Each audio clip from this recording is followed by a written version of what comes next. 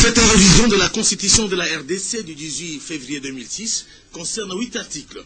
Il s'agit des articles 71, 110, 126, 149, 197, 198, 218 et 286. L'initiative revient à quelques 351 députés nationaux à travers la proposition de loi. L'Assemblée plénière réunie ce mardi 11 janvier 2011, sous la conduite de l'honorable Marie Sewachar, a reconnu la pertinence de cette révisitation au cours du débat ouvert puis clos, suivi des votes organisés en absence d'une frange de l'opposition.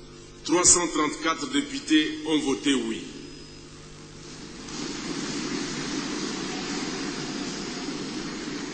Un député a voté non. 2 députés se sont abstenus. En conséquence, l'Assemblée nationale approuve les biens fondés de la révision de la Constitution de la République démocratique du Congo 18 février 2006. On retiendra entre autres de cette proposition de loi portant révision de la Constitution que le président de la République est élu à la majorité simple des suffrages exprimés. Après la cessation d'une fonction politique, le député national ou sénateur reprend de plein droit son mandat parlementaire, sauf cas des poursuites judiciaires. Selon les initiateurs, cette révision n'est pas synonyme d'ajustement constitutionnel qui remettrait en cause les options fondamentales levées par les constituants originaires en matière de l'organisation du pouvoir de l'État et de l'espace territorial de la RDC.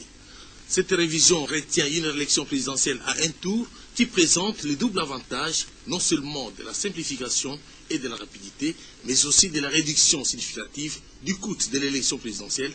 Nous sommes à 6 mois et la population doit aller de l'avant, le pays doit se développer. Nous avons entamé déjà la reconstruction, la modernisation, le changement.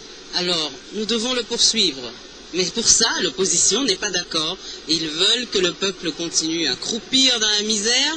Ils veulent qu'il n'y ait pas de routes. Ce sont des routes qu'ils utilisent. Et ils ne veulent rien. Ils ne veulent pas de développement. Ils veulent rester là. Ils veulent des postes. Ils veulent un gouvernement d'union nationale.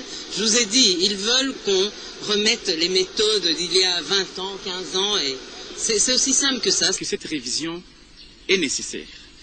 Et puis elle s'impose, vu le contexte politique, elle sert les intérêts vitaux du peuple congolais, mais surtout elle est constitutionnelle, elle est légitime, légale et démocratique. Bien avant la plénière, le président de l'Assemblée nationale s'est entretenu avec l'ambassadeur de Suède en RDC. Johan Bossutran est allé dire ses adieux à l'honorable Marie Sewachar. Le diplomate suédois a renouvelé l'engagement de son pays de soutenir le processus électoral en RDC.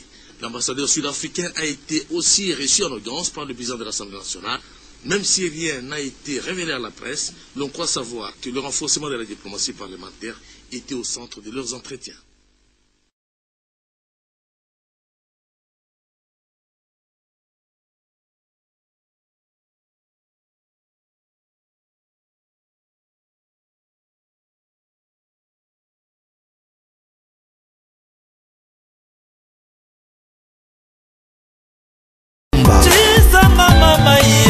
na tesem na koya papa ko sa bayaki na Jano Kabuya Jean-Luc Mokoko alobaki lokote